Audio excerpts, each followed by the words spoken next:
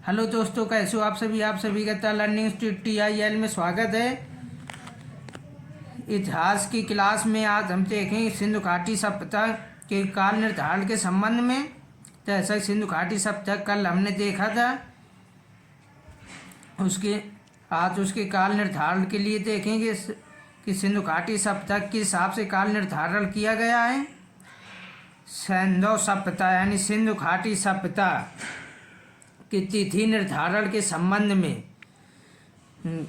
भारतीय पुरातत्व विज्ञान विवादास्पद एक विषय बना हुआ, क्योंकि जितने भूगोल शास्त्री हैं उनका अभी सबका मत अलग अलग है। सभी इतिहासकारों के मत अभी अलग अलग है।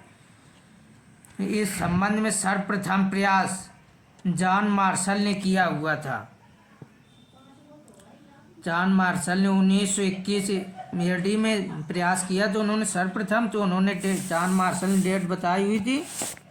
तो मार्शल में होते ने 3250 BC से लेकर 2750 BC, और इस समय रेडियो कार्बन डेटिंग पद्धति की उसकी डेट अपनी अलग है। NCERT अपनी अलग डेट बता रही है। अर्नेस्ट मैके साहब ने अपनी एक अलग डेट बताई थी 2800 BC से लेकर 2500 BC के लगभग। तो इस समय तो मुख्य इतिहासकार है, उनकी डेट लिखवाया। माथो स्वरूप वस्त ने 3500 से 2700 BC सबसे पुरानी डेट इन्हीं की है। सबसे पुरानी सभ्यता इन्होंने ही बताई सिंधु घाटी सभ्यता का। वस्त साहब ने सेजी गौड ने बताई थी 2300 से 1750 BC में। व्हीलर साहब महोदय ने 2500 से 1500 BC के। उपफेयर सर्विस महोदय ने 2000 से 1500 BC के मध्य बताई थी।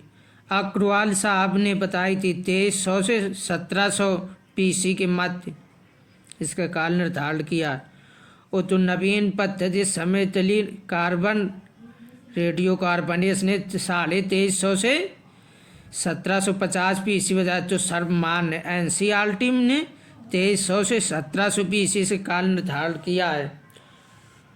तो हमने कल पे बताया सिंधु घाटी सभ्यता में उनके व्यवसायिक व्यापार की ओर अधिक अग्रसर थे। तो उस संबंध में मेसोपोटामिया यानी इराक के एक पूरा लेख में मध्यवर्ती स्थानों के रूप में, मतलब मेसोपोटामिया और मेलुआ के मध्यवर्ती स्थानों के रूप में तो स्थानों के नाम मिलते हैं। एक तिलमुन और एक माकन। ये दिलमुन है, तिलमुन तो है इसका इस समय बहरीन की खाड़ी समेकन किया जाता है तिलमुन का। मेलुआ का सिंधु घाटी सभ्यता समेकन किया जाता है। मेसोपोटामिया तो इस समय उसके ईरान से समेकन किया जाता है।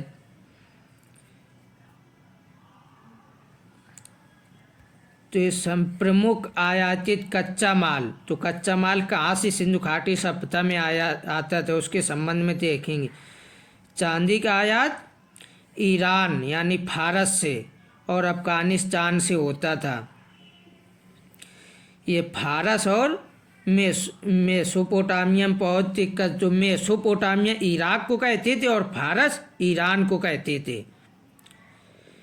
ठीक, तो इस संबंध में आगे देखेंगे हम कि टिन थी तांबा और मिला के ऐसे कांस्य। तो अफगानिस्तान और ईरान से टिन आती थी। सोने का आयात अफगानिस्तान, ईरान और दक्षिण भारत से होता था। लातवर्त या लापलूच मणि का इराक और अफगानिस्तान से आयात होता था। तांबा तो इस खेतड़ी से तो राजस्थान पड़ता है, यहाँ अब भी यहाँ से तांबा निकाला जाता है। तो सिंधु घाटी समय से इससे तांबा निकल रहा है, तो अभी भी निकल रही। वो बलूचिस्तान से आयातित होता था। नील रत्न मणि वक्त खां तो अफगानिस्तान में क्षेत्र पड़ता है, वहाँ से आयातित होता था। और सेल खड़ी बलूचिस्तान, राजस्थान और गुजरात से आयातित होता था। नीलमणि महाराष्ट्र और दक्षिण भारत से आयातित होती थी। हरितमणि दक्षिण एशिया से आयातित होती थी। इस हिसाब से देख के पता चलता है कि सिंधु घाटी सभ्यता व्यापार एवं पालित की ओर कितना आक्रामक थे। शंख और कौड़ी सौराष्ट्र और उत्तर दक्षिण भारत से, शिलातीत हिमालय क्षेत्र से आता था। सीसा ईरान, अफगानिस्तान और राजस्थान से आयातित किया जाता था। उस सिंधु घाटी सभ्यता की मुख्य विशेषता नगर नियोजन है। सभ्यता की मुख्य विशेषता नगर नियोजन है कि नगर किस हिसाब से बने थे। ये नगर पूरी योजनाबद्ध थे। मकान एक चाल या क्रीट पद्धति में बने हुए थे। घरों का निर्माण एक सीधी सड़क के दोनों ओर बने हुए थे। उस सड़कों के दरवाजे मेन सड़क की ओर खुलकर न सड़क के पीछे की ओर खुलते थे। मकान 2 मंजिले भी थे। 2 मंजिलों के मकान बने हुए थे। उसकी जल निकासी तो अद्भुत थी सिंधु घाटी सभ्यता की। सभी मकानों में आंगन और कुएं की व्यवस्था थी, जैसे प्रांगण बोलते थे, प्रांगणों की।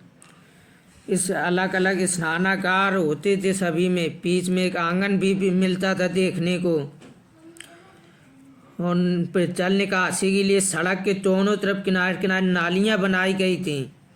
उन नालियों में बीच में मेन होल यानी नरमुखे बनाए गए थे, जिसमें कि जो पानी बहता हुआ कचड़ा हो तो उसमें नीचे बैठ जाए और उससे कचड़ा साफ कर दिया जाए, जिससे सुचारू रूप से चलता रहे।